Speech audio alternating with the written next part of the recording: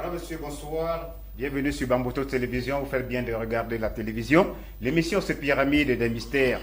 Tout d'abord, nous tenons à nous excuser pour ce léger retard et pour le manquement de dimanche passé. C'était indépendant de notre volonté. Vous l'avez remarqué, nous vous avons annoncé, nous étions donc en maintenance, raison pour laquelle ce soir nous démarrons notre émission un peu plus tard que prévu. Tout d'abord, je vous invite à vous installer confortablement à la maison pour regarder cette émission qui sera meublée de beaucoup d'informations, beaucoup, n'est-ce pas, d'actualité également. Tenez-vous tranquille, mesdames et messieurs, c'est Pyramide des mystères qui démarre sur Bambuto Télévision. Bienvenue, installez-vous confortablement. Alors, ce soir, nous allons aller au pas de course et nous allons, actualité oblige, nous allons parler, n'est-ce pas, du nouveau pape qui a été nommé ou alors installé. Et également, nous allons survoler notre thème du jour, qui est tout simplement les voies de la réussite. Vous êtes sur Bambuto Télévision, l'émission c'est Pyramide des mystères. Alors, je commence tout d'abord par le panel. Je ne suis pas seul ce soir, je suis accompagné des hommes que vous avez l'habitude de regarder sur votre petit écran. Mais aujourd'hui, mesdames et messieurs, exclusivement, nous avons une personnalité qui nous a rejoint, une dame. Ah oui, à la maison, vous êtes en train de sourire, car vous n'avez pas l'habitude de recevoir les dames sur ce plateau. Une dame qui a donc fait le plaisir d'être avec nous ce soir. Elle s'appelle tout simplement Stella Achouba. Elle est avec nous ce soir. Bonsoir, bienvenue. Bonsoir, merci. Alors, comment vous vous sentez? Non, je me sens très bien et je suis ravie d'être dans ce plateau. Voilà, vous l'avez compris, mesdames et messieurs, elle n'a pas beaucoup à dire, mais elle aura dit tout à l'heure, tenez-vous tranquille. Alors, je reviens, n'est-ce pas, sur ma gauche. Lui, c'est un habitué de ce plateau. Lui, n'est-ce pas, c'est le pasteur Siani. Il est avec nous ce soir. Bonsoir, bienvenue. Bonsoir Prince et bonsoir à tous les panélistes ce soir. Voilà, à votre suite, c'est toujours un visage connu, très régulier à la télévision. C'est donc le pasteur Sopier, il est avec nous. Bonsoir, bienvenue. Merci beaucoup. Bonsoir à tous nos nombreux téléspectateurs. Que Dieu vous bénisse. Merci. Alors, je vais à ma droite maintenant, tout juste à côté de moi, mesdames et messieurs. C'est un habitué du petit écran, d'ailleurs, avec son émission, n'est-ce pas, du matin. C'est un habitué donc de cet écran. Le pasteur Guy Martial est là avec nous. Bonsoir. Bonsoir mon prince et bonsoir comme ça à Papa Siani. C'est toujours un privilège de partager un plateau avec l'apôtre Nono Bertrand, dont j'ai toujours écouté dans des chaînes des radios, toujours qui passe toujours. Le Seigneur nous a fait grâce que nous soyons là ensemble ce soir sur ce plateau. Merci. Tenez-vous tranquille, le meilleur reste à venir. Voilà, vous l'avez annoncé vous-même, hein? Ben, vous n'êtes pas le présentateur de cette émission. Merci de l'avoir introduit. Alors, pasteur Nono Bertrand, bonsoir, bienvenue. Bonsoir Prince et bonsoir à tous les chers panélistes qui sont sur ce plateau. Et je remercie déjà tous nos fidèles téléspectateurs sans qui nous ne pouvons pas être ici pour donner le meilleur de nous-mêmes. Je suis très heureux d'être ici ce soir pour partager avec les enfants de Dieu. Voilà, merci. Vous l'avez compris, mesdames et messieurs, donc le plateau ainsi présenté, nous allons donc entrer dans le vif du sujet. Alors, cette semaine, il y a eu du côté du Vatican la nomination du nouveau pape qui est installé, qui est bien connu de tous, et c'est un pape américain qui arrive comme ça là, n'est-ce pas, là, pour présider à la destinée de l'Église catholique romaine. Alors, quelle vision on a de ce pape? Je commence tout d'abord par la dame, civilité oblige. Alors, quelle est votre vision après, n'est-ce pas, l'installation du nouveau pape? Comment est-ce que vous voyez ce nouveau pape? Bon, l'installation du nouveau pape arrive à un moment où Trump, vous savez, Trump a pris la présidence des États-Unis et ça arrive aussi à un moment où c'est lui, un Américain, qui devient donc, je me dis, c'est quelque chose de divinement arrangé et je pense que beaucoup de choses peuvent arriver. Comme Trump est en train de venir avec beaucoup d'innovations, beaucoup de résolutions, beaucoup de révolutions, je pense aussi que dans l'Église catholique et comme dans l'Église mondiale, il y aura certaines résolutions et innovations. Voilà. Donc vous croyez, n'est-ce pas, en ce pape? Je crois. Alors, voilà. Voilà, vous croyez en ce pape. À votre suite, Pasteur Nono, Oui. quelle est votre vision? Voilà. Je vais faire une analyse un peu perplexe. Oui. Oui, par rapport à la venue du nouveau pape. Déjà que je voudrais qu'on comprenne que la montée de ce pape aujourd'hui, puisque devoir l'obliger, l'autre était parti, il fallait, selon l'Apocalypse, on dit la bête qui était, elle n'est plus, elle était, elle n'est plus, et elle réapparaîtra. Donc oui. Chaque fois qu'une part, l'autre doit venir, une part, l'autre doit venir, et c'est l'écriture qui s'accomplit. Je voudrais qu'on voit par cette montée les problèmes géopolitiques qui sont en train de se mettre aussi en place. Oui. Les gens doivent comprendre que le monde entier court déjà à sa fin. La venue du Seigneur est proche. Et tout cela se met en place pour interpeller les membres du corps de Christ, de l'épouse de Christ, de rentrer dans leur réelle position, parce que la venue du Seigneur est déjà très, très imminente. Oui. Nous avons connu beaucoup de personnes qui ont parlé de la part du Seigneur dans des époques reculées et qui ont touché des problèmes de la politique mondiale. Et il y a un qui est particulier en son genre, en tant que prophète, oui. Pour ceux qui le connaissent, le prophète William Marion Branham, qui a touché du bien. Si déjà, je ne suis pas le premier à vous l'annoncer, ceux qui ont parcouru les réseaux sociaux depuis que cette élection a eu lieu, vous remarquerez certainement que ça fuse un peu partout, mais il faut lire cela, faire une lecture intelligente pour comprendre que nous sommes en train de recevoir des signaux qui nous interpellent, oui. Qui nous présentent, qui nous affichent déjà un certain calendrier, n'est-ce pas, de ce que le monde est en train, vers où le monde est en train de courir actuellement. Parce que ce prophète, dans les années 1961, a fait des prédictions terribles. Outre les prédictions de 1933, où il a déclaré cette vision des choses qui devraient arriver sur la terre avant la venue du Seigneur. 5 de ces choses s'étaient accomplies pendant qu'il vivait encore. Il y avait 2 qui étaient encore en vue, parmi lesquels le problème est lié à la femme. D'où il a prédit la montée de la femme américaine.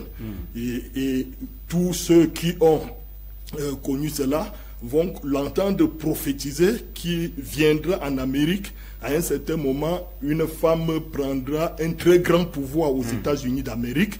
Et puis, il parle aussi de la montée de l'Église catholique.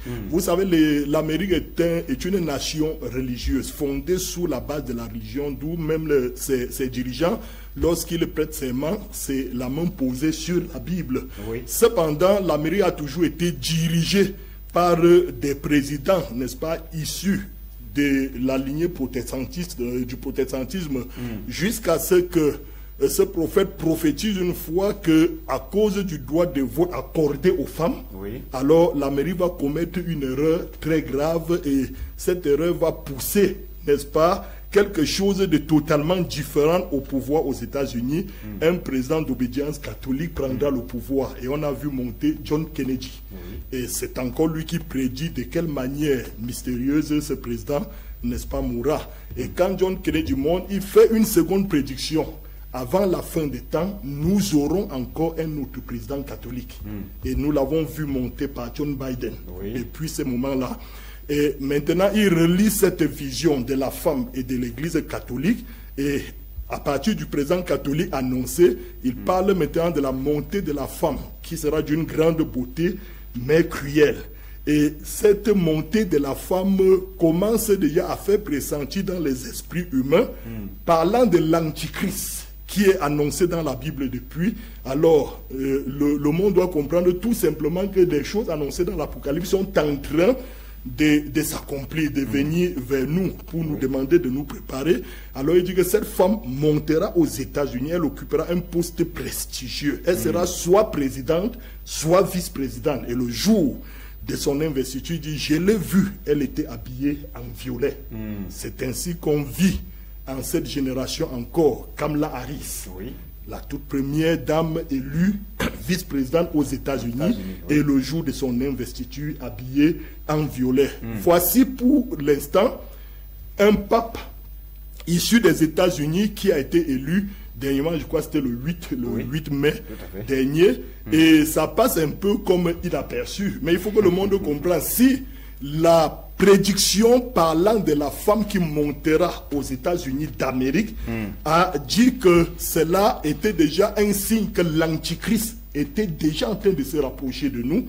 Parlant du président américain, il dit qu'un de ces jours, lorsque les choses seront faites et que le Conseil mondial des églises commencera à se resserrer sur le terrain, beaucoup de nos assemblées, nos leaders religieux commenceront à accepter cette alliance et se mettront sur ce jour de la confédération des églises. Et il dit alors, ils éliront un nouveau pape qui sera issu des États-Unis d'Amérique.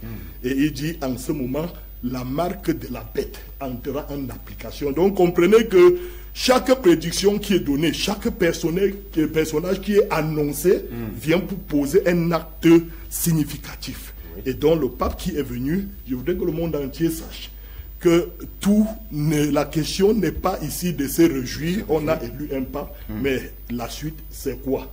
Il faut comprendre que la marque de la bête est déjà très près. La position de la marque de la bête va bientôt entrer en vigueur. Pour ceux qui ne le savent pas, aujourd'hui nous attendons cela un peu comme ceux qui voient le film nigérian. Le jour que ça commence, je ne veux pas accepter qu'on me mette ça sur le front ou sur la main, mais c'est tout autre chose. Voilà. Donc je peux m'arrêter là parce que d'autres auront certainement dit. Merci pasteur. Nous vous avez parlé donc de, n'est-ce pas, de la venue de ce pape qui avait été annoncé par le prophète William Branham. Alors, chers téléspectateurs, il y a 70 ans aujourd'hui. Tout à fait. Chers téléspectateurs de Bamboto Télévision, je vous invite donc à suivre cette prophétie, car ici, nous parlons de télé-réalité. Parmi les nombreuses prophéties laissées en héritage par le prédicateur américain William Marion Branham, l'une d'entre elles se détache par sa nature inattendue et sa portée potentiellement historique.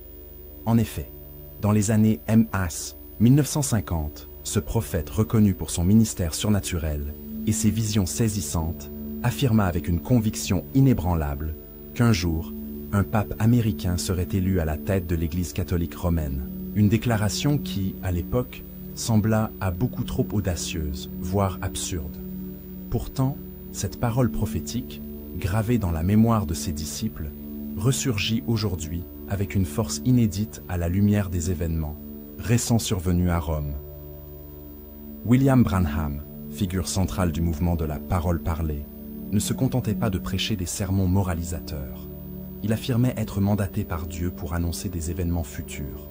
Ces prophéties, souvent complexes, étaient reçues dans la prière, parfois accompagnées de visions.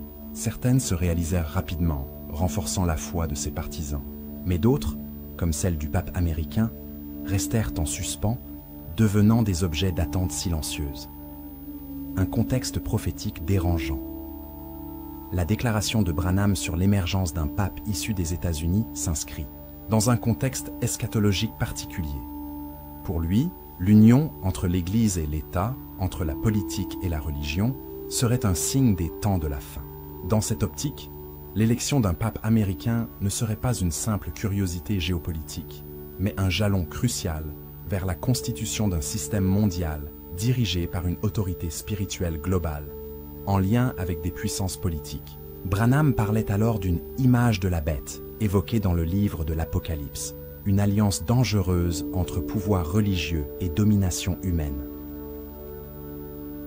Il annonçait qu'un jour, les grandes dénominations protestantes, lassées de leur division, se réuniraient sous la houlette d'un pape reconnu non seulement comme autorité spirituelle, mais aussi comme médiateur politique. Ce pape, selon lui, viendrait d'Amérique et serait accepté aussi bien par les catholiques que par certaines branches du protestantisme apostate.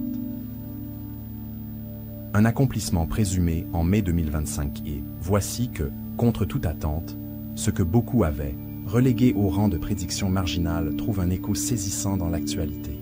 Le 8 mai 2025, Robert Francis Prévost, citoyen américain, est élu souverain pontife sous le nom de Léon XIV. L'Église catholique, après 2 millénaires d'histoire dominée par des papes européens, choisit pour la première fois un homme, venu du Nouveau Monde. Le monde religieux est alors frappé de stupeur. L'émotion est palpable, en particulier chez les croyants qui ont grandi avec les prédications de Branham. Cette coïncidence est-elle un pur hasard ou un véritable accomplissement prophétique? Beaucoup se posent la question. Et au-delà de l'événement historique, l'interprétation spirituelle prend le dessus. Pourquoi un pape américain? Le symbole et la portée de l'élection d'un pape américain symbolisent bien plus qu'un changement de nationalité. Elle pourrait indiquer un changement de paradigme. Les États-Unis, première puissance mondiale, ont toujours entretenu une relation complexe avec le Vatican, oscillant entre diplomatie prudente et admiration mutuelle. Un pape américain pourrait symboliser la fusion de deux sphères d'influence majeures, celle du pouvoir spirituel, incarné par Rome, et celle du pouvoir politique et médiatique, incarné par Washington. Dans la pensée prophétique de Branham, ce rapprochement n'est pas anodin. Il prépare la scène pour un gouvernement religieux mondial, sous couvert de paix et d'unité. Ce gouvernement serait acclamé par les foules, comme la solution aux divisions religieuses et aux crises morales.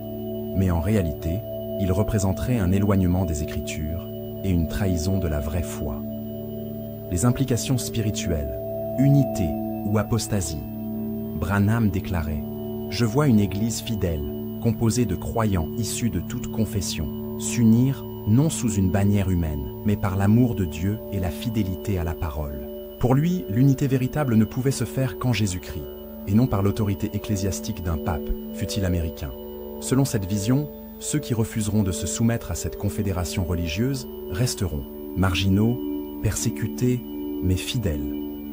Branham allait jusqu'à dire « Je préférerais vivre pauvrement, boire de l'eau claire et manger des biscuits secs, plutôt que de renier une seule ligne de la Bible pour plaire au monde. » Son message était clair.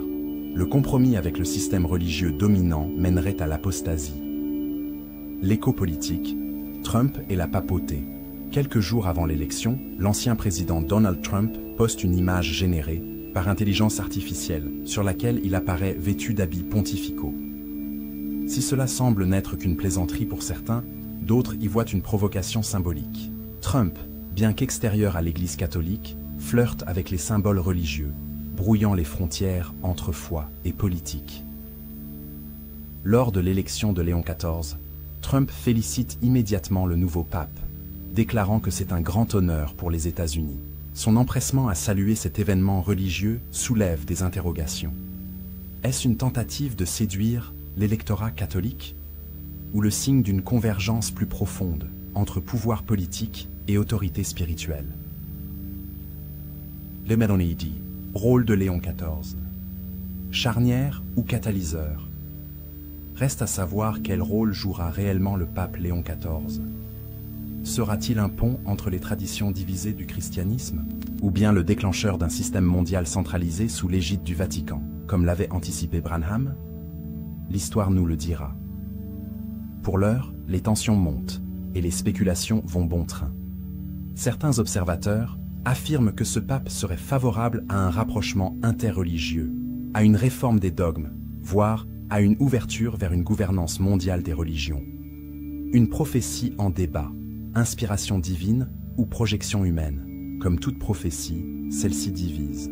Pour les partisans de Branham, l'élection de Léon XIV est la confirmation éclatante d'un message inspiré par Dieu. Pour d'autres, il ne s'agit que d'une coïncidence utilisée pour conforter une vision personnelle du monde. Mais que l'on y croit ou non, force est de constater que les événements convergent étrangement avec les prédictions d'un homme mort il y a plusieurs décennies. Un appel au discernement alors que les projecteurs sont braqués sur Rome et que les débats enflamment les réseaux sociaux, une voix discrète mais ferme s'élève, celle du discernement spirituel. Il ne s'agit pas de s'alarmer hâtivement, mais de veiller. La Bible appelle les croyants à être sobres, vigilants et à éprouver les esprits pour voir s'ils viennent réellement de Dieu. La prophétie n'est pas un spectacle, mais un appel à la repentance, à la sainteté et à l'union véritable avec le Christ. Conclusion. Vers une nouvelle ère spirituelle.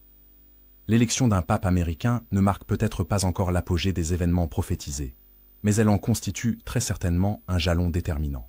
Qu'on y voit un signe divin ou une coïncidence historique, une chose est sûre, l'heure n'est plus à la distraction, mais à l'examen de soi. Jésus-Christ revient, et son Église doit être prête. Et vous, êtes-vous préparés? Êtes-vous enracinés dans la parole, ou emportés par les courants de l'époque. Le silence de Dieu n'est pas un vide, c'est la parole puissante du ciel, le langage de ceux qui savent attendre avec foi. Le ciel a déjà parlé par la croix, par la résurrection et par les prophètes. Le temps est venu de discerner les signes, car le plus grand danger n'est pas que la prophétie s'accomplisse, mais que l'Église ne la reconnaisse pas.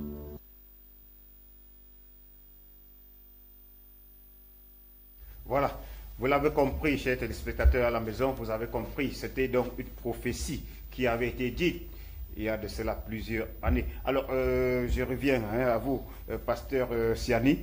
Alors, lorsque vous comprenez que vous avez suivi même ce mini-reportage, le prophète William Branham qui avait annoncé la venue de ce nouveau pape, alors, quelle vision? Pour ma part, ce que je sais du prophète William Branham, c'est que c'est un homme que Dieu a appelé pour opérer des signes, pour opérer des miracles, des prophéties. Et ce que je sais aussi, c'est que à un moment donné, le prophète a commencé à enseigner. Et il me semble que par ses enseignements, beaucoup d'hérésies sont glissées dans ses enseignements. Mais je vais dire que quand on suit par rapport à cette prophétie, ça semble être clair puisqu'il a prophétisé cela des années. Mais au niveau des enseignements, il y a certains enseignements qu'on prend un peu avec des pincettes parce que ça n'était pas tout en accord avec la parole de Dieu. Mais voilà ce que je connais de lui. Voilà. Maintenant, par rapport à l'élection du pape, voilà, c'est vrai que quand on lit la Bible, on se rend compte qu'il y a deux modalités. C'est-à-dire l'élection, mais il y a aussi, parce qu'on lisait Acte 13, Dieu lui-même dit mettez à part pour les Barnabas. C'est-à-dire que c'est Dieu lui-même qui choisit. Mais on se rend aussi compte qu'il y a des endroits où les gens ont voté. Donc, je crois que ça entre dans cette deuxième modalité où les gens ils ont pu voter. Bon, à ce niveau, c'est vrai, beaucoup de gens disent que le choix de l'homme, c'est le choix de Dieu, mais ce n'est pas toujours ça, parce qu'en fait, Dieu, je vais dire que quand on choisit, n'est-ce pas, c'est la majorité, c'est la démocratie. Et je vais dire ici que Dieu n'est pas un démocrate, parce qu'un avec Dieu, ça fait la majorité. Tout à fait. Donc voilà ce que j'avais à dire par rapport à ça. Voilà. Alors, pasteur Stop, vous, lorsque vous voyez, n'est-ce pas, tout ce déploiement pour la nomination d'un pape à la tête d'une église, pourtant, chez vous par exemple, lorsqu'il y a désignation d'un pasteur, cela se fait juste en quelques minutes. Pourquoi tous ces déploiements? Quelle vision? Merci. Une fois de plus, vous avez montré que vous traitez vraiment des mystères. Et c'est l'un des mystères auxquels nous sommes confrontés, auxquels l'humanité est confrontée devant un choix difficile, un choix compliqué. Parce que comme nous le disions tout à l'heure, on voit un homme de Dieu qui a dit dans les années 60, qui a dit effectivement, on va avoir un pape américain. Et ce pape américain-là va essayer de donner la force au conseil œcuménique des églises. Et nous y sommes aujourd'hui, et que ça marque l'instant ultime où l'homme doit se préparer pour attendre la venue du Seigneur Jésus-Christ. Je dois préciser aussi que, vous savez, l'Amérique dont on parle là, sont les pères pèlerins qui ont fui la persécution religieuse en Europe. Persécution religieuse effectuée par l'Église catholique. Si vous cliquez dans l'histoire de l'Église, les persécutions des inquisitions en Europe, le travail religieux, qui faisait ça? C'était l'Église catholique romaine. Des pères pèlerins, parce qu'ils voulaient vivre leur foi, ont quitté l'Europe pour aller fonder les États-Unis d'Amérique, pour vivre leur foi. C'est pour ça qu'ils étaient une nation puissante, parce que leur foi est dans leur église. Leur foi n'était pas dans leur économie, c'est dans leur église, dans leur foi qu'ils avaient en Dieu. Et pour les bénir, donc, il y a beaucoup d'hommes de Dieu qui sont issus des États-Unis d'Amérique. N'est-ce pas, les Oral Roberts, les Thomas Osborne, les Billy Graham, n'est-ce pas, qui ont fait un grand saut dans la foi, et pour en finir dans cette situation, William Seymour, qui est un noir américain, qui a porté le revers pentecôtiste. Beaucoup ne savent même pas que leur origine, que la restauration des dons dans l'Église. Mais il y a eu aussi un homme de Dieu, Frère Branham. Les gens peuvent dire ce qu'ils en pensent, des opinions, les chefs religieux, comme je veux dire, Pharaon, qui voulait limiter la foi des gens. Quand Dieu envoie Moïse à faire sortir Israël, il dit non, allez adorer Dieu, mais revenez ici, de mettre des limites. Mais le monde a besoin d'écouter ce que ce frère a dit à l'Église. Si vous n'écoutez pas ce qu'il a dit, vous ne pouvez pas vaincre la bête. Pour quel moyen? Vous ne pouvez même pas aller dans l'enlèvement. Parce que je lis ici, il dit, voici l'homme qui sera enlevé, cet être. Celui-ci. Il n'y a personne qui peut dire ça. Oui. Pour nous dire qui va être enlevé. Présentez-le face à la caméra. Cet être, quand il est formé, quand il est formé en vous, cet être. Revenez à vous avec oui. Quand il est formé en vous. Tout à fait. Cet être, quand il est formé. Cette pyramide. Cette pyramide formée en vous. Pas les pyramides des mystères. Oui. Nous y sommes en plein. Quand cet être est formé en vous, voici ce qui va être enlevé. Quand il est formé en vous, voyez l'homme de Dieu dans une église de Dieu qui va être enlevé. Quand vous pouvez être prédicateur, ministre, apôtre, docteur, si cette tête n'est pas formée en vous, comme le dit l'apôtre Pierre, vous avez un cymbale qui retentit. Si Pierre le dit, vous prenez un Pierre, deux Pierre, il en parle. Donc voilà ce qui va être enlevé. Et il continue.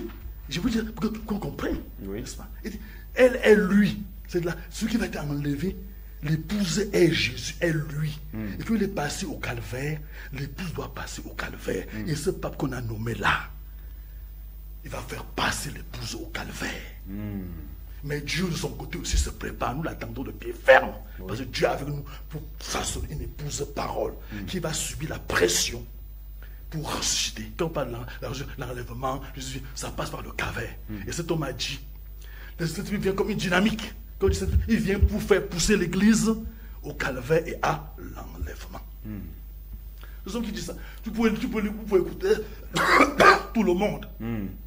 Personne ne peut vous dire comment on fait pour être enlevé.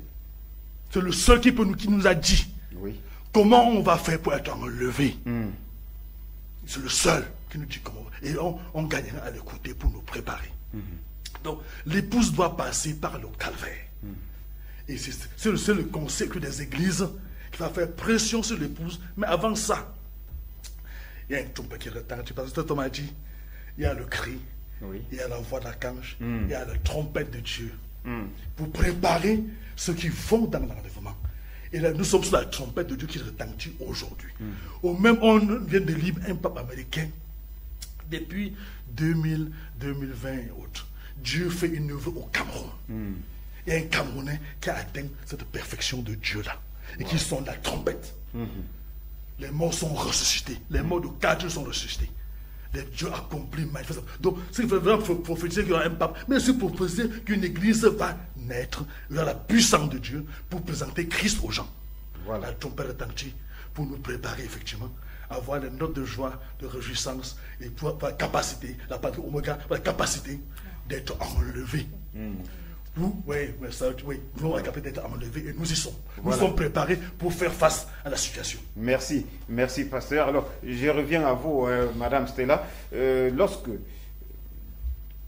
le pape, de son vrai nom, Robert Francis Prévost, Léon XIV, alors pourquoi ce mystère, selon vous, pourquoi ce mystère que lorsque quelqu'un est nommé pape, il change de nom? Alors que dans certaines églises, dans les églises dites de réveil, on ne change pas de nom. Personnellement, je ne maîtrise pas, vraiment ce domaine-là pour savoir pourquoi est-ce qu'ils changent leur nom, principalement. Mais si je dois dire quelque chose, je me dis, ils sont dans un système, et dans ce système-là, si tu dois adhérer dans le système, si tu dois évoluer dans le système, tu dois marcher selon ce qu'ils ont prescrit. Voilà. Et pour sortir, n'est-ce pas, de ce sujet du pape, un pape qui est nommé et qui est de l'Église catholique, et vous n'êtes pas de l'Église catholique, est-ce que vous acceptez ce pape? Accepter comme qui? Croyez-vous que ce pape viendra faire des miracles dans le monde entier? Qu'il viendra, n'est-ce pas, faire des miracles qui vont aller dans le même sens, par exemple, que la vision de l'Église à laquelle vous appartenez? Je ne crois pas. Je ne crois pas que son intronisation va influencer l'Église où je suis. Je ne crois pas. Et je ne pense pas que... Bon, c'est vrai que dans le monde, le pape a un pouvoir mondial. Oui. Il a un pouvoir mondial qui... il a tendance à influencer la religion partout dans le monde. Mais je ne pense pas que ça va peut-être jouer un rôle dans le salut des âmes, peut-être de mon église ou bien de mon âme, par exemple. Oui. Oui. Alors, plus que ce pape a été installé et acclamé de tous, il est bien vrai que nous aimerions, nous avons souhaité qu'il soit installé à la tête du Vatican un pape noir. Mais plus que à l'annonce de l'installation de ce pape qui est américain, toute l'Afrique noire a jubilé. Alors, ne pensez-vous pas que ce pape ferait un miracle, si bien que vous allez quitter même votre église pour aller rejoindre l'église catholique? je ne pense pas, parce que même s'il était noir, sa religion c'est un peu différent de ce que moi je professe. Donc, il n'y aura pas de miracle qui pourra me faire sortir de là où je suis en train d'adorer et le suivre, parce qu'il a fait des miracles. Alors, je vais vous poser une dernière question, puisque on vous reçoit aujourd'hui, vous êtes notre invité de marque. Alors, ce pape, son prédécesseur avait accepté certaines choses qui n'étaient pas accordées par tous, notamment le mariage homosexuel. Alors, quelles sont vos attentes vis-à-vis de ce nouveau pape? Bon, comme j'ai dit tantôt... Est-ce que vous souhaitez qu'il continue dans la même lancée? Non, pas du tout. Comme j'ai dit tantôt que il a été élu au même moment que Trump est monté, et je suis en train de penser que c'est quelque chose divinement arrangé, puisque Trump est en train d'éradiquer toutes ces choses-là. Je pense aussi que lui aussi va venir dans la même lancée et apporter la propreté, comme dit, dans l'Église. Vous pensez qu'il pourra également ordonner que les prêtres se marient? Je souhaite. Merci. C'est mon souhait parce que... Voilà, merci. Alors, pasteur Nono, pour sortir de ce sujet, quelles sont vos attentes vis-à-vis de ce nouveau pape? Qu'est-ce que vous souhaitez qu'il puisse... Tout ce que j'attends de l'élection de ce nouveau pape, c'est qu'il commence son travail et que ça m'introduise pleinement dans le mien. Parce que son travail, c'est quoi? Ça accomplit Apocalypse, surtout Apocalypse 13, parce que le livre d'Apocalypse que vous voyez est bien reparti. Apocalypse 12, c'est l'Union européenne. Apocalypse 13, c'est les États-Unis d'Amérique. Et d'où vous allez voir que tout ce qui arrive, et même quand on dit le monde tire vers sa fin, c'est relié aux États-Unis d'Amérique. C'est pourquoi pendant que cette fin s'approche de nous, alors il y a déjà cette union qui se présente, qui s'affiche aux yeux du monde entier. Un pape américain est élu, c'est l'union entre le protestantisme et le catholicisme. C'est Apocalypse 13 qui met déjà, ça dit que sur le même plateau, la bête montée de la mer et celle montée de la terre. Ils vont faire un travail commun et l'un va animer l'image de l'autre pour soumettre le peuple de la terre. Alors, quand je dis que j'attends qu'il fasse son travail, selon les prophéties, même les prophéties de Branham, comme nous venons de dire, c'est que tout simplement, tout ce qui est décrit dans Apocalypse 13, je vois que le pape qui est élu actuellement vient incarner ces choses pour les mettre en application, en exécution. Et le travail qu'il a à faire, c'est quoi? Il va ça dit que propager son message sur la terre, et ce message et ces nouvelles résolutions qui nous poussent vers le nouvel ordre mondial, des alliances seront faites, et à un certain moment, quiconque refusera d'intégrer ces alliances qui seront établies sera considéré comme adversaire. Et alors entrera en scène tout ce que vous voyez dans l'Apocalypse. Personne n'aura le droit ni de vendre, ni d'acheter, ni de s'il refuse d'adorer la bête. Il y a toutes ces choses qui viennent maintenant. Quelle sera la position de l'épouse? C'est celle dont je suis en train de préparer maintenant, parce que ça me donnera la force de voir agir ce que Christ a placé en moi par sa parole. Ça me conduit vers le troisième pôle, vers la phase finale du développement de la puissance de l'Église, qui aidera à faire que nous partions de cette terre pour la gloire. Alors, est-ce que vous pensez que s'il accomplit, n'est-ce pas, ses tâches ou alors sa mission, telle que vous le dites, si vous vous titillez ainsi, alors il accomplit cette mission et il vous tend la main à venir, n'est-ce pas, prendre sa place? Vous savez, je peux être contre la papauté. Je ne suis pas contre, vous l'avez appelé qui là? Contre Léon XIV. Non, Léon XIV, c'est son nom d'acteur dans le film qu'ils sont en train de jouer actuellement. Alors contre Robert aussi. Robert, voilà, je ne suis pas contre Robert. Il peut être une âme que Dieu peut sauver. C'est la papauté, c'est le pontificat qui est ici, cette chose-là dont nous parlons. Le nom d'ailleurs qu'ils prennent renvoie un message, non? Parce que si vous remontez l'histoire, vous arrivez au premier Léon, vous allez voir beaucoup de choses. Donc il y a eu le Léon 1, 2, 3 jusqu'à 13, et celui-ci donc c'est le 14e, comme il y a eu des Bernois jusqu'au 16 qui est décédé dernièrement, comme il y a eu un Jean-Paul Ier avant d'arriver de Jean-Paul II, et ainsi de suite. Ça renvoie un message.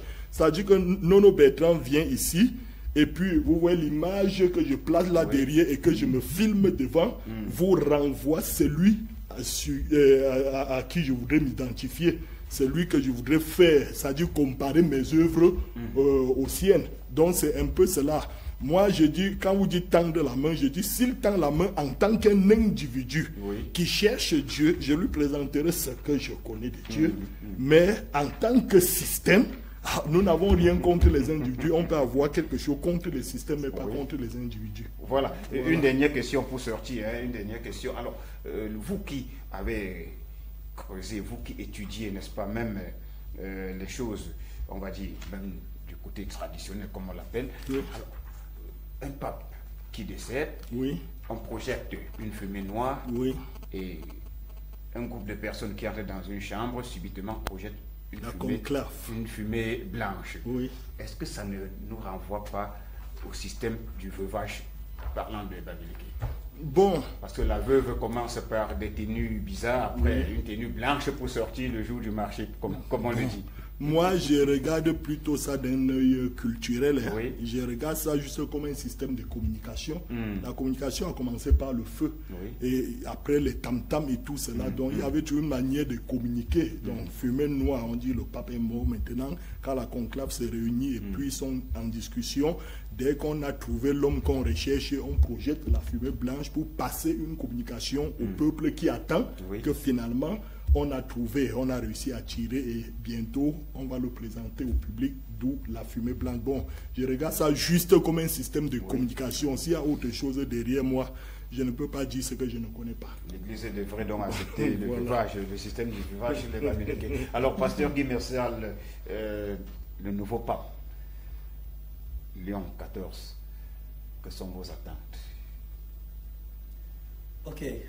Pour moi, ce nouveau pape,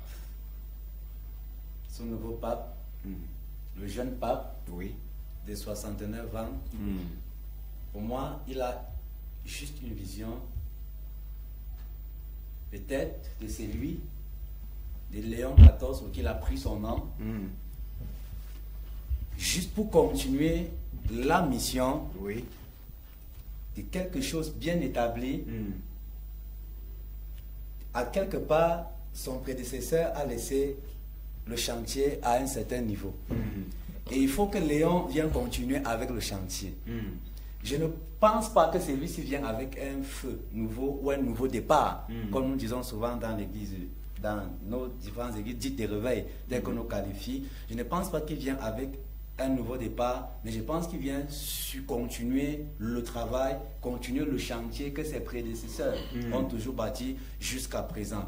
Et je pense qu'il y a une vision bien établie pour cet homme. Il y a quelque chose dont qui a trait avec la politique, je reste en Afrique, vu que nous sommes en Afrique, nous observons ces derniers temps que les hommes de Dieu, les prêtres dans l'église catholique aujourd'hui sont investis dans la politique et ils surveillent nos gouvernants de près comme de loin. C'est que des choses auparavant on ne voyait pas. Nous voyons par exemple comme du côté de la Côte d'Ivoire, les évêques vont indexer le gouvernement en place pour dire ceci, comment faites comme ça, vous allez faire comme ça, nous ne sommes plus avec vous. Nous voyons au Cameroun, les évêques du Cameroun qui vont s'élever derrière pour dire celui-ci comme ça, depuis longtemps vous allez faire comme ça, le peuple, nous ne sommes plus là avec vous. Donc pour moi je pense, et je crois que ceci est vrai, c'est que celui-ci vient avec une vision.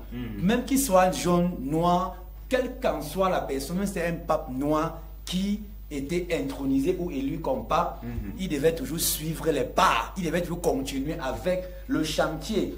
Et lorsque pour moi, je ne considère pas, je ne considère pas ce pape comme le représentant de Dieu sur terre, comme disaient certaines personnes là dehors. Parce que beaucoup de personnes disent que non, le pape est le représentant de Dieu légal sur terre. Donc vous avez les bébés, vous allez suivre ce qu'il dit. Pour moi, je pense et je crois fermement que c'est ça, que ce pape est venu accentuer, est venu mettre la vitesse sur ce que ses prédécesseurs ont commencé, il ne peut pas lever la tête.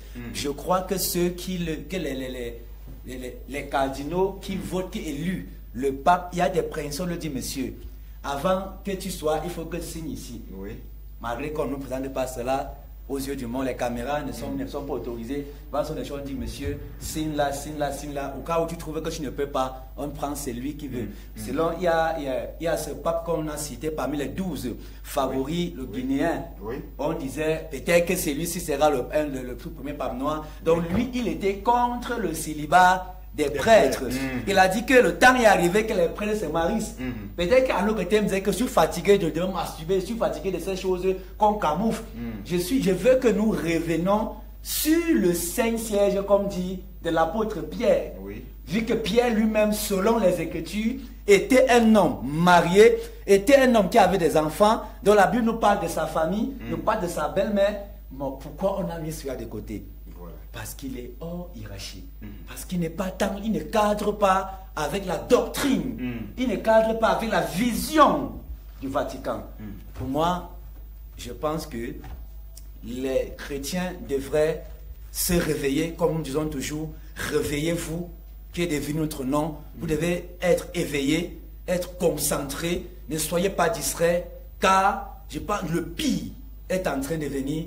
Et l'Église doit te mettre debout sur ses gardes dans la prière et éviter la distraction, éviter d'être traîné par la mystification ou encore la manipulation que le diable a mis sur pied pour pouvoir dompter le monde entier. Voilà. Et s'il arrivait que du jour au lendemain, Rome faisait appel, n'est-ce pas, à un pape, à un cardinal camerounais pour devenir pape, vous deviez applaudir? J'ai dit dans mes propos liminaires, même si le pape là est de ma famille, même si ce pape est mon oncle, et que ce pape ne marche pas, et que sa vision, sa gouvernance ne cadre pas avec les saintes écritures, parce que la Bible dit que nous devons tout faire à la lumière des saintes écritures. Tant que ceux-là ne sont pas cadrés, tant que ceux ne font pas ce que dit la parole de Dieu, pour moi, ceux-là sont même des agents, ou bien encore les représentants, où ils aident le diable à établir sa vision. Parce que c'est le plus jeune pape de l'histoire de tous les papes. Et la Bible dit que Dieu a donné aux jeunes gens la vision. Mais sa vision peut-être sera plus pire que les autres personnes. Pourquoi je le dis? Ceux-là se sont rebellés contre les lois et même contre Dieu lui-même. Dieu a créé l'homme et la femme et a dit qu'il est bon. Qu'il est bon que les hommes se marient. Mais les gens se lèvent et disent que non, on ne va pas se marier. Dieu a établi ses principes. Ce que Dieu a qualifié d'abomination, c'est ce que nous voyons que plusieurs personnes acclament aujourd'hui, sont sur ces rails. Et vous dites, moi, Guy Martial, Moi qui a d'abord souffert, et Christ lui seul sait quelle poubelle, il m'a retiré.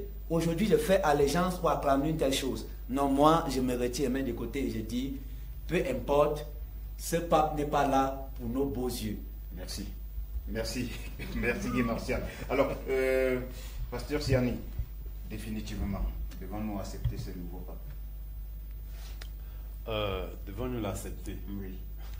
Si nous ne l'acceptons pas, il est déjà là. C'est un être humain. Oui. Et on n'a pas de choix. Sauf que il fait son bonhomme de chemin. Oui. Et comme on l'a dit, le monde se prépare pour l'église unique. Et qu'on le veuille ou pas, beaucoup d'églises vont adhérer. Voilà. Voilà. Mais maintenant, ce qu'il faut dire, c'est vrai que je ne suis pas très d'accord avec M. Sop qui dit qu'il n'y a que lui. Nous sommes dans la dispensation du Saint-Esprit. Oui. Et Dieu parle. Dieu continue de parler. Donc, il y a des critères dans la Bible qui montrent. Parce que Jésus revient pour une église irréprochable, sainte, ainsi de suite. Donc, il y a des critères dans la Bible. Alors, donc, et tout cela, c'est pour dire que nous devons être prêts. D'un moment à l'autre, il va venir. Nous devons être prêts. Chacun doit examiner sa vie et chacun doit mettre sa vie en accord avec la parole de Dieu. Parce que la fin n'est plus loin. Voilà. Voilà. Merci à vous, cher monsieur. Nous allons donc entrer dans le vif de notre sujet, mais avant, j'invite la régie à nous donner une transition.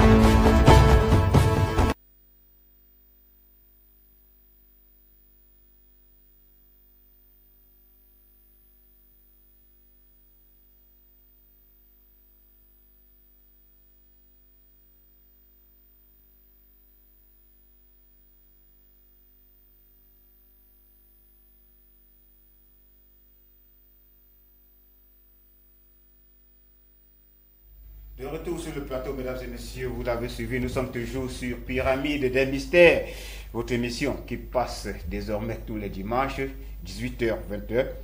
Ben, nous avons tenu à nous excuser pour ce léger retard aujourd'hui. Nous allons donc prendre le sujet du jour qui est, n'est-ce pas, les voies de la réussite. Comment faire pour réussir? Alors, je reviens à vous, vous qui avez la parole tout à l'heure, Pasteur Siani. Les voies de la réussite, selon vous, est-ce qu'on devrait être chrétien, animiste ou traditionnaliste pour réussir? Quelles sont les voies de la réussite selon vous? Je crois que pour réussir,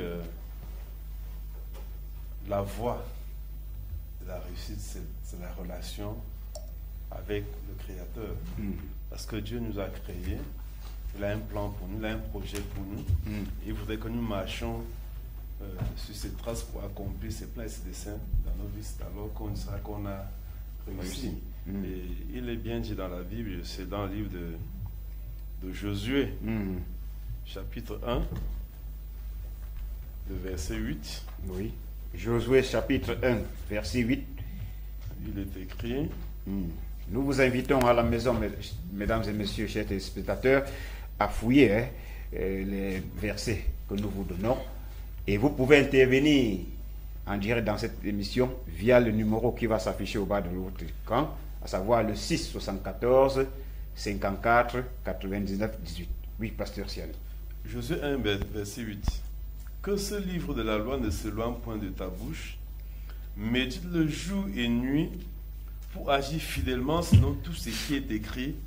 C'est alors que tu auras du succès dans tes entreprises. C'est alors que tu réussiras. Autrement dit, la réussite avec Dieu est différente de la réussite avec le monde. Oui. Donc, le canal par lequel on doit réussir selon Dieu, c'est de méditer sa parole, lire, méditer, étudier, méditer la parole et agir conformément à cela. Donc, ça veut dire que, en ce qui concerne Dieu, les moyens pour atteindre la réussite est très important. Vous comprenez? Oui. Donc, il faut méditer la parole de Dieu. Il faut agir fidèlement selon cette parole. C'est au fin de cela que nous aurons le succès. Donc, voilà, le succès selon Dieu est passé par ce canal. Donc, selon vous, pour réussir, il faut être chrétien. Bien entendu, Dieu s'adresse ici à ses enfants. Parce que c'est ce Dieu-là qui est au contrôle de toutes choses. Si vous n'êtes pas connecté avec lui, vous ne pouvez pas avoir le succès qui vient de lui. Voilà. Alors, Madame Stella, selon vous, quelles sont les voies de la réussite? Est-ce qu'on devrait être chrétien, animiste ou traditionnaliste pour réussir? Ok. La première des choses que je vais dire pour m'accorder avec ce que le pasteur Siani a dit, c'est que tu dois connaître Dieu et tu dois adhérer à sa parole, tu dois suivre sa parole et c'est en ça que tu auras le succès. Et sa parole dit dans Jérémie, dans Jérémie, il s'adressa à Jérémie et il disait à Jérémie, avant que tu ne sois formé dans le ventre de ta mère, je t'ai connu et je t'avais élu prophète. Donc, il y a déjà un travail, un job, un sphère d'influence que chaque personne va opérer dans ça. Et Dieu, en te créant, il connaissait déjà que voilà ce que tu vas faire. Alors, pour que tu réussisses alors dans cette chose, il faut connaître ce Dieu. Et il faut adhérer à sa parole, suivre sa parole, croire à sa parole, méditer à sa parole, et tu connaîtras ce qu'il veut pour toi. Parce qu'il dit dans toujours Jérémie 29, verset 11, que je connais les projets que j'ai pour toi, projets de bonheur et non de malheur, pour te donner un fin attendu, espéré. Donc, si tu dois réussir dans la vie, quels sont les projets que Dieu a pour toi? Et si tu ne connais pas Dieu, tu ne peux même pas connaître ces projets-là. Donc, le premier pas, c'est d'aller vers Dieu et de connaître qui tu es devant Dieu. Tu ne peux pas aussi réussir si tu ne connais pas qui tu es. Pourquoi tu es ici? Pourquoi tu es si bas? Il y a un dessein divin que Dieu a pour chaque personne. C'est pour cela qu'il y a des personnes qui sont introversées, d'autres extroversées, d'autres qui peuvent communiquer publiquement. Il y a d'autres qui sont calmes, dont différents caractères. Parce que la façon dont Dieu t'a formé, il a mis en toi certaines choses qu'il n'a pas mis à l'autre. Et c'est pour cela que tu peux faire tel autre emploi, tel autre travail, et l'autre ne peut pas faire. Il peut faire tel autre. Mais tout ça, ça rentre dans la parole de Dieu, ça rentre dans Dieu. Tu dois connaître Dieu, et c'est en Dieu que tu connaîtras ton identité, et tu pourras exercer et réussir. Merci. Voilà. Pasteur Nono, les voies de la réussite, est-ce qu'il faut forcément être toujours chrétien pour réussir? Bon, je voudrais parler ici de la réussite selon Dieu. Et la réussite, c'est-à-dire que qui apporte des problèmes, des chagrins et tout, cette prétendue réussite que les gens ont en voulant faire recours vers d'autres voies comme des porte-monnaies magiques, des lobbies et tout cela, et on croit être en train de réussir, sauf que ça va se solder par les pleurs et par beaucoup d'événements tragiques qui arrivent comme ça dans la vie. Mais pour nous, enfants de Dieu, la Bible dit, c'est ça la base que moi je connais et que j'encourage aussi à d'autres jeunes comme nous. Cherchez premièrement le royaume et la justice de Dieu, et les autres choses, toutes ces choses que nous recherchons, nous seront données dessus quoi. Seulement qu'au préalable, on devrait d'abord se positionner en Dieu. Dans 2 Chroniques 20:20, il dit: confiez-vous en l'Éternel votre Dieu et vous serez affermis. Confiez-vous en ses prophètes et vous réussirez. Ça, c'est une clé incontournable. Confiez-vous en l'Éternel votre Dieu pour votre affermissement, pour nourrir vos âmes et tout cela, prospérer spirituellement.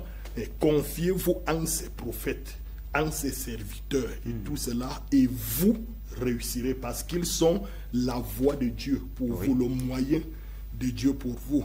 Maintenant, le roi Salomon dit que c'est la bénédiction de l'Éternel qui enrichit, et il ne l'a fait suivre d'aucun chagrin, pas les gens de réussir qu'on proclame avoir réussi et on n'arrive pas à bien dormir la nuit.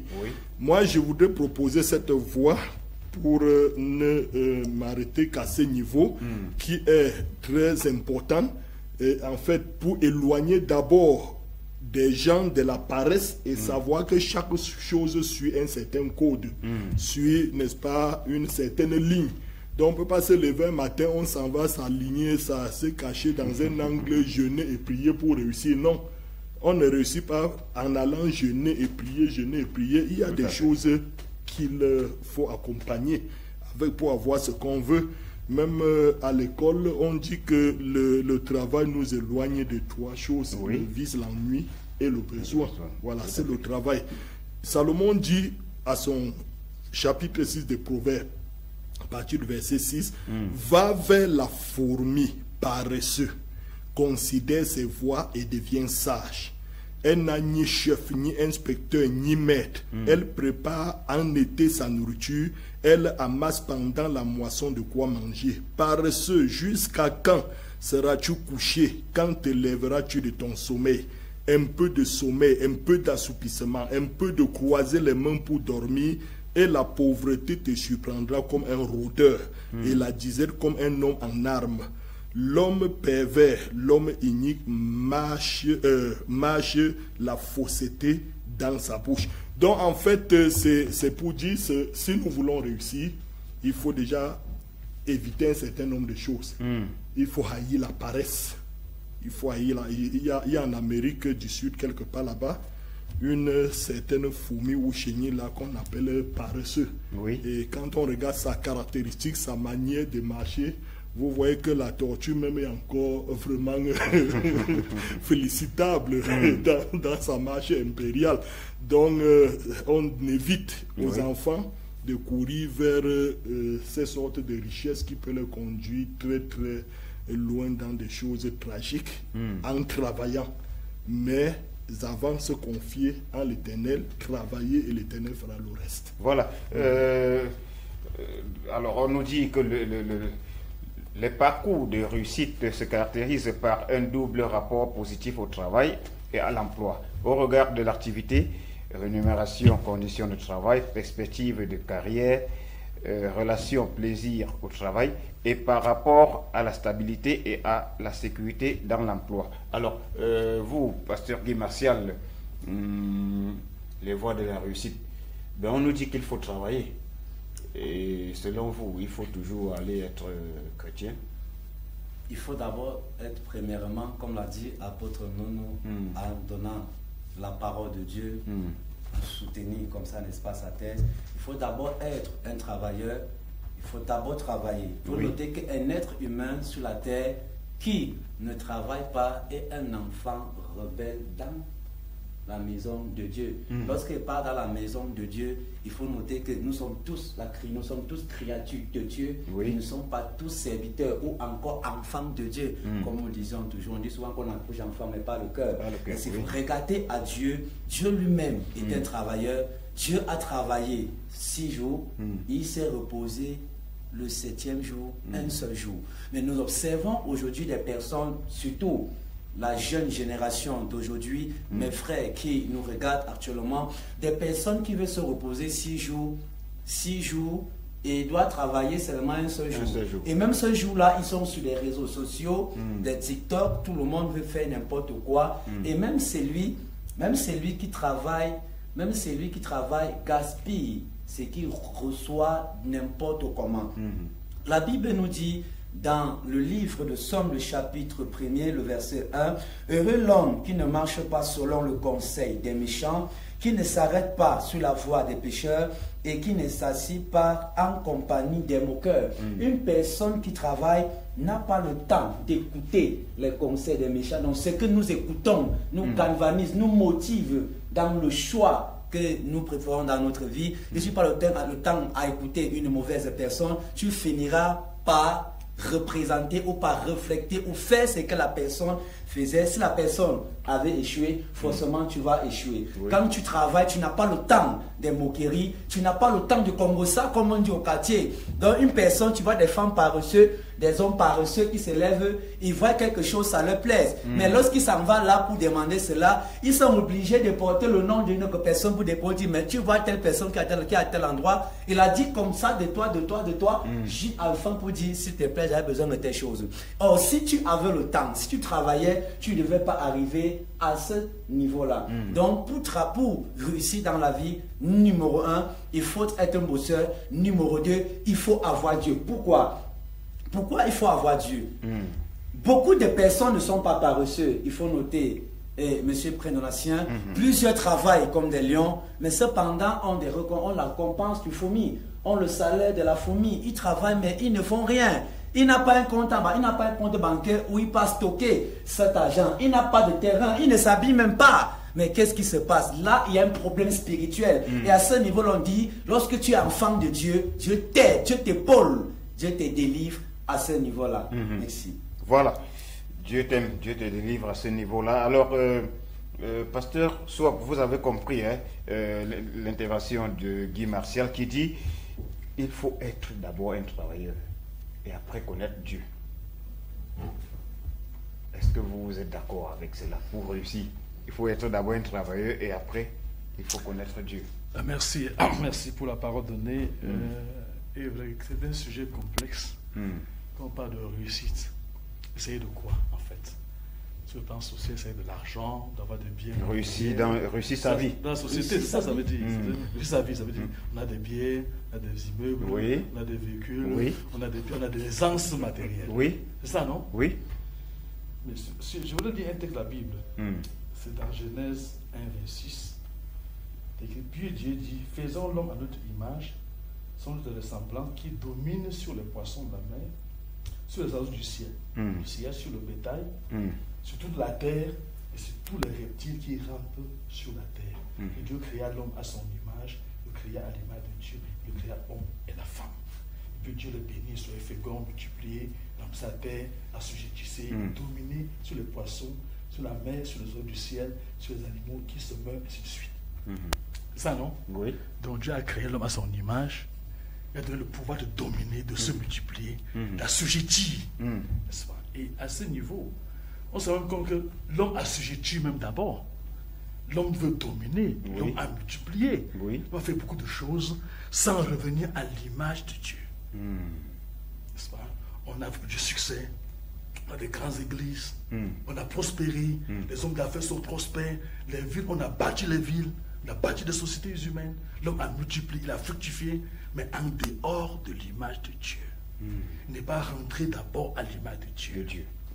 Et le véritable succès ne peut pas être de succès, de réussite que à condition et seulement si l'homme retourne d'abord pour être à l'image de Dieu. Si l'homme n'est pas à l'image de Dieu, tout ce qu'il fait est un échec.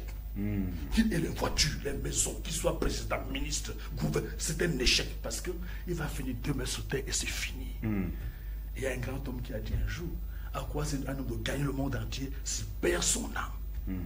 Si vous gagnez le monde entier, si tout ça c'est pour vous, et vous perdez votre âme. Pour ne pas perdre son âme, il faut rentrer à l'image de Dieu, à l'homme, à la ressemblance de Dieu. Et le monde souffre parce que l'homme a multiplié, il a des choses, mais il n'est pas rentré à l'image de Dieu. Il y a la haine. Même ce fait son travail, il le dilapide au service du péché, de l'incrédulité. Et ce qui marche dans nos sociétés, c'est le péché. l'alcool, tout ça. C'est ça qui est prospère. C'est que le vice, le défaut, c'est ça qui est prospère. Mais vous ne pensez pas que chacun serait fier de... Je vais en aller donc je dis donc il faut rentrer à l'image de Dieu. Deuxième chose, si vous allez dans Somme 17. Oui. Parce que, dans Somme 17, oui, tout à fait rapidement, car Somme nous allons 17 sortir rapidement, pour finir. Parce que concerne le bien matériel, oui, que Dieu dit ici, dans Somme 17, il dit ici, lève-toi, Éternel, marche à sa rencontre et réserve-le. Délivre-moi du méchant par ton glaive. Délivre-moi des hommes. Délivre-moi des hommes par ta main. L'Éternel, des hommes de ce monde. Leur part est dans la vie. Et tu remplis leur ventre de tes biens. Leurs enfants sont rassasiés. Et ils laissent le superflu à leurs petits-enfants. Oui. Pour moi, mon âme, mon innocence, pour moi, dans mon âme innocente, je verrai ta face. Dès le réveil, je me rassasierai de ton image. C'est la consolation, n'est-ce pas? Il y a deux groupes de personnes. Oui. Comme il dit, Dieu rassasie un groupe de ses biens.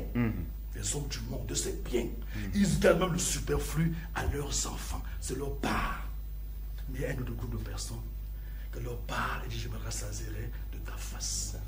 Ils donnent du superflu à leurs enfants. Mais il y a un groupe de personnes, n'est-ce pas, qui sont la semence de Dieu. N'est-ce pas, qui sont rentrés en Éden. Qui ont l'image, qui sont rentrés à l'homme à l'image de Dieu. Fait à leur semblant de Dieu. Cette vertu a été bâtie en eux. Et leur part, donc, ils se réjouissent. C'est Dieu leur consolation. Oui. Mais les gens du monde, ils prospèrent. C'est leur part que Dieu a donné. Ils ont des biens superflus. Donc, mais vous ne pensez pas que lorsque nous voyons aujourd'hui, notamment la jeune génération, être, n'est-ce pas, suffisamment nantie, je veux dire, suffisamment riche, ils ont des grosses voitures, des grosses maisons. Est-ce que vous ne pensez pas que c'est Dieu qui leur donne ça? Bien sûr, c'est Dieu qui leur donne, non? Mais ils ont réussi. Bien sûr, c'est du monde. Mais c'est leur part. Dans ce monde-ci, c'est leur part, leur portion. Oui. Mais il y a des gens que Dieu a réservé autre chose pour eux. Ah, d'accord. C'est-à-dire qu'ils doivent choisir. Et comme Dieu les enrichit, non, ils ont des superflus. Oui. Mais il dit, ma part, mon innocence, je verrai ta face. Dès le réveil, je me rassasier de ton image. Il y a des gens qui ils sont rassasiés de l'image de Dieu, de la face de Dieu. C'est leur portion. Les autres ont leur part, non? Oui. Ils ont leur part. Ils ont des voitures, ils ont tout ce qu'ils peuvent avoir. Si peut-être le porte-monnaie magique, ça les enrichit. Ils ont ce qu'ils vont avoir, ils ont des biens, ils sont enrichis. Dieu, tu leur donnes, non? Dieu qui leur donne, non? C'est leur part. Mais est-ce que l'éternité, ils vont être là?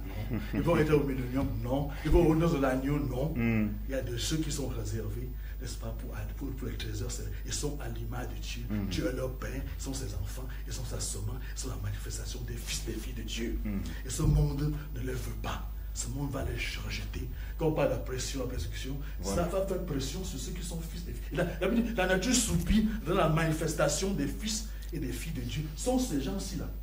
Quand il parle de verset 15 là, pour moi, pour ceux-là, ils ne pleurnichent pas sur les biens de la terre. D'ailleurs, même la parole de Dieu, c'est une semence. Si vous prenez une semence, vous semez le maïs, il pousse, non? Vous prenez une graine de maïs, il pousse, l'arachide, il pousse. Qu'est-ce qui a créé la semence de maïs? Ça parle de Dieu. Si vous rencontrez la parole de Dieu qui est la semence originelle, ça a la prospérité. Ça a tout ce que vous avez besoin dans ce monde-ci. Si vous avez la semence, si vous avez la parole qui a créé la semence de maïs, la semence d'arachide, mais il crée toutes choses, non? Mais de quel Dieu parlez-vous? Jésus-Christ. Pas de lui. Que dit pas de Jésus-Christ. Que dit de ce papa qui passe se prosterner au pied d'un arbre? C'est toujours Dieu. Non, attendez. Il y a, quand vous rentrez dans nos coutumes, au moment où Dieu a donné, le Dieu d'Israël, Elohim, a donné la loi aux enfants d'Hébreu, il a inscrit ses commandements dans la conscience de nos parents. Peut-être pas ceux de maintenant, c'est-à-dire que nos ancêtres qui ont fait le culte et autres, ils vont trouver effectivement que quand nos mamans, les mamans, pour ceux qui, leur conscience les reprochait, bien que leur culte soit faux, par leur vie, ils obéissaient à la parole de Dieu. C'est-à-dire la crainte de Dieu dans leur cœur, ils ne sont pas dans la débauche. Et les mamans qui vivaient comme ça, même s'ils ne connaissaient pas Jésus-Christ, et garder la parole de Dieu dans leur comportement, dans leur caractère. C'est ça que Dieu va regarder. Et si tu es sa fille aujourd'hui, ils allaient en mariage, beaucoup allaient en mariage vierge, vivaient avec leur mari jusqu'au fin de leur jour, faisaient des bonnes œuvres au village, et que c'est pas. Aujourd'hui, maintenant, même si tu es membre d'église chrétienne et que tu ne peux pas l'entendre, mais je dis simplement que ces mamans-là, plus 5e génération de nos parents, qui ont fait ce culte étant des gens qui sont corrects. Dieu selon vous, c'est Jésus. Dieu selon vous, c'est Jésus-Christ. Voilà, merci. Nous allons faire le dernier tour de table pour sortir définitivement. Alors, Madame Stella, car nous avons entamé juste la première partie de ce thème, les voies de la réussite. Nous allons y revenir dimanche prochain pour la deuxième partie et la conclusion. Alors, selon vous, définitivement, que faire pour réussir? Ok. Si je dois conclure ou alors si je dois dire quelque chose de concret, ce que je dois faire ou alors quelqu'un là qui m'écoute doit faire pour réussir, la personne doit d'abord avoir une bonne conception de la réussite ou alors du succès. Nous avons mal interprété le succès pour dire que si tu as des grosses voitures, des belles maisons, c'est ça la réussite. Or, les gens ont ces choses-là, mais non pas cette satisfaction-là, ne sont pas accomplis. Voici, je dois dire, ne sont pas accomplis. Ils ne sont pas satisfaits. Quand tu résumes le succès ou bien la réussite dans les biens, tu es en train de diminuer quelque chose, tu es en train de donner une fausse compréhension sur le mot la réussite. Parce que la réussite, c'est par rapport à ce que Dieu a programmé pour toi. Comme le passage que j'ai utilisé de Jérémie, Dieu a dit qu'il avait déjà établi prophète. Si Jérémie s'était levé et il est devenu peut-être quelqu'un de l'armée ou alors autre chose, il pouvait réussir à acheter des grandes maisons, des grandes voitures, avoir des bétails, toutes sortes de richesses qu'on peut avoir à l'époque. Mais il ne sera pas un homme accompli. Il n'aura pas réussi. Donc réussir, c'est de connaître qui tu es en Dieu, ce qu'il a ordonné que tu sois, et tu entres dans ça et tu fais. Parce que quand tu acquiers la voiture aujourd'hui, demain tu commences à avoir besoin d'une autre voiture, une autre coupe. Donc, tu n'es pas un homme accompli si tu ne réussis pas. Merci. Nous allons y revenir. Dimanche prochain, c'est promis, nous allons continuer avec le thème. Alors, on vous a accueilli. Civilité oblige, c'est une règle de cette émission. Alors, parlez-nous un peu de vous. Qui êtes-vous? Ok, je m'appelle Stella Achouba, comme on m'a dit tantôt. Et de un, je suis RH de profession. Et je fais beaucoup dans l'orientation, dans la carrière, j'oriente beaucoup des jeunes gens dans leur profession. Il y a beaucoup de personnes qui ont choisi tel qui n'est pas en ligne droite avec leur personnalité. Et quand je fais un entretien avec une telle personne, je l'oriente mieux. Et la personne trouve la satisfaction dans ce qu'il est en train de faire. Alors, dans le monde de la foi, vous appartenez à quelle obédience religieuse? Oh, je suis pentecôtiste de l'église chrétienne rachetée de Dieu. L'église chrétienne rachetée de Dieu, donc en anglais, c'est The Redeemed Christian Church of God. Oui. Et si cela n'est pas discret, alors comment faire pour vous contacter? Un numéro de téléphone, si ce n'est pas discret? Vous êtes libre de donner votre numéro, ou pas, hein? Ok, oui, j'ai un numéro de téléphone à MTN. Oui. 679. 679, oui. 74 19 70. 74 19 70. Oui, 679. Je reprends pour les téléspectateurs 679 74 19 70. Oui. Voilà, 19 70. Voilà. Effectivement. Alors nous souhaitons toujours vous revoir sur ce plateau. C'est mon plaisir. Voilà. Pasteur Nono, nous sommes en train de sortir de cette émission. Un dernier mot pour ce sujet, les voies de la réussite pour réussir. Voilà, je veux tout simplement rappeler à ceux qui nous écoutent, et beaucoup plus en l'occurrence aux jeunes, et à ceux qui ne connaissent pas Christ, que la voie incontournable, c'est se retrouver d'abord en Christ. Et la Bible dit nous avons tout pleinement en Jésus-Christ. Si vous prenez aussi le revers de la chose, c'est que nous manquons de tout, totalement en dehors de Christ. Et je ne suis pas en train de dire que tu n'auras pas la voiture, les étages, les milliards, les camions et tout cela, mais vous avez tout cela, c'est pour un temps, ce n'est que pour votre gloire terrestre, et puis c'est terminé comme quelqu'un a dit tout à l'heure. Et David dit ici dans Somme 34, quel est l'homme qui aime la vie, qui désire la prolonger pour jouir du bonheur. Préserve ta langue du mal et tes lèvres des paroles trompeuses. Éloigne-toi du mal et fais le bien. Recherche et poursuis la paix. L'apôtre Paul nous a donné une sagesse, parce que quand on parle de la réussite, le succès et tout cela, beaucoup se lancent dehors dans des choses extrêmement dangereuses et horribles, à la recherche d'un bonheur fictif, et sans passer par les moyens qu'il faut pour y arriver. Et même dans le domaine religieux où nous sommes, même nous les hommes de Dieu, on a entraîné les enfants de Dieu dans une sorte de sorcellerie qui ne dit pas son nom. On les rassemble à l'église pour prophétiser le bonheur et la prospérité sur eux. Bon, moi, je ne suis pas dans toute cette mêlée-là. Je pense qu'il faut apprendre aux gens à travailler. Il faut leur apprendre à aimer Dieu et à faire confiance à Dieu et à être sérieux et sincère avec leur foi et à travailler pour demander à Dieu leur pain. On dit que le lionceau se lève, il court après sa proie et demande à Dieu sa nourriture. Et l'apôtre Paul dit, si nous avons la nourriture et les vêtements, nous devons nous contenter. Je voudrais sortir en disant que le bonheur ne réside pas dans la quantité de biens qu'un homme peut avoir, mais dans la satisfaction, n'est-ce pas, du peu que Dieu lui alloue.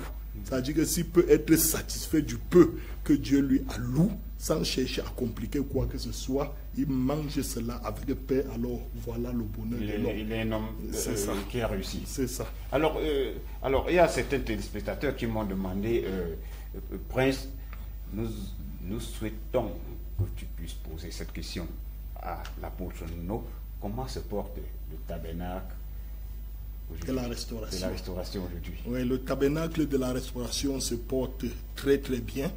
Oui, tous les fidèles et même les hommes de Dieu qui y travaillent, tous se portent bien. L'œuvre de Dieu avance aussi très bien et nous remercions le Seigneur. Tout ce n'est que sa grâce. Situation géographique. Oui, le tabernacle de la restauration est situé au quartier Thionville.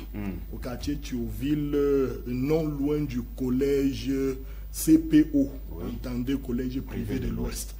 À cet endroit, dit beaucoup de compteurs. Donc le tabernacle est non loin de là. D'accord. Merci, pasteur Nono. Alors, pasteur Guy Martial, si vous êtes riche, vous avez réussi.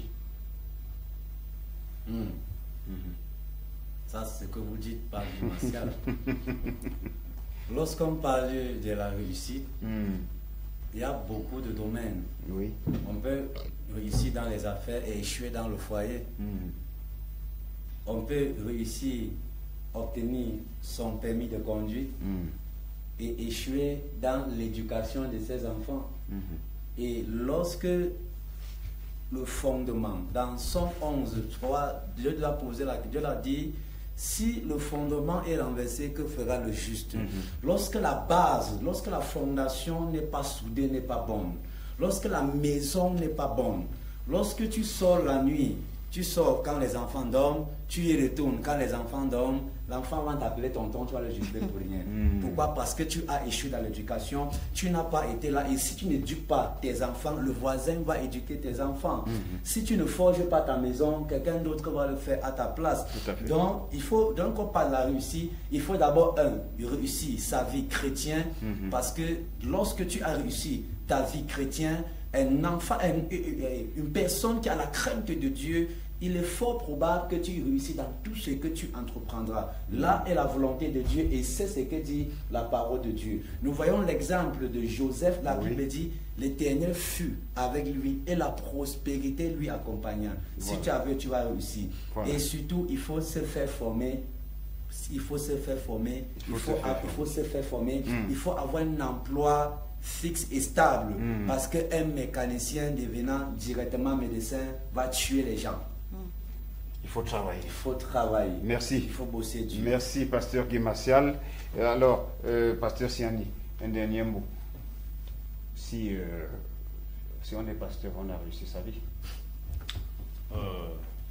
Si on a appelé à être pasteur, qu'on l'est, et qu'on le fait de la manière que Dieu veut, c'est qu'on a réussi sa vie. Voilà. Donc, Dieu a créé chacun pour un but. Donc, quand une personne entre dans la compréhension de son but, on dira qu'il a réussi.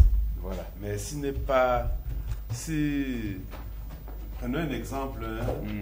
Vous sortez de la maison le matin, vous confiez la tâche à un enfant de laver les assiettes. Mais lui, il est plutôt ailleurs, il fait autre chose. Oui. Il aura peut-être bien travaillé, mais il n'a pas fait ce qu'il était appelé à faire. Tout à fait. Donc, ce qui fait que on doit tous se rapprocher de Dieu. Vous voyez, quand vous êtes en communion avec Dieu, la révélation est progressive, il va vous révéler ce qu'il attend de vous. Quand on marche dans ce temps, on va parler, on dira que vous avez réussi. Ce n'est pas dans l'accumulation comme les autres ont dit. Voilà. Bon, pour les dont nous sommes pris par le temps, la régie nous signale déjà. Alors, comment faire pour vous retrouver? Puisque on nous dit toujours, vous êtes tellement rare. Je ne vous vois pas trop sur la scène. Comment faire pour vous? Je réponds au numéro de téléphone 677 63 58 00. Et l'église est située juste à la montée Famla, en face du centre d'état civil secondaire. De Famla, voilà. Merci. J'ai aussi un numéro orange, 697 62 90. Voilà, vous avez désormais les coordonnées de pasteur Siani. Ne venez plus demander à Prince Donatien où il est. Vous avez tous ses coordonnées. Alors, pasteur Swap, nous sortons, n'est-ce pas, de cette émission. Toujours, les téléspectateurs qui, chaque jour, disent, pasteur Swap, il est chercheur, il intervient beaucoup dans des forats, il a sa pensée. Comment faire pour retrouver pasteur Swap? Je suis à Gabon Bar. Bon, je réponds au téléphone 656 0865 50. 656 0865 50. 50. Voilà. Désormais, vous avez l'adresse de pasteur Swap. Mesdames et messieurs, c'était Pyramide des Mystères, édition de ce dimanche. Nous espérons que nous avons apporté le meilleur de nous-mêmes. Ce sujet, nous allons l'aborder une fois de plus dimanche prochain sur ce même plateau. D'ici là, portez-vous bien, surtout que Dieu vous comble, que Dieu vous protège. Ciao, bye bye.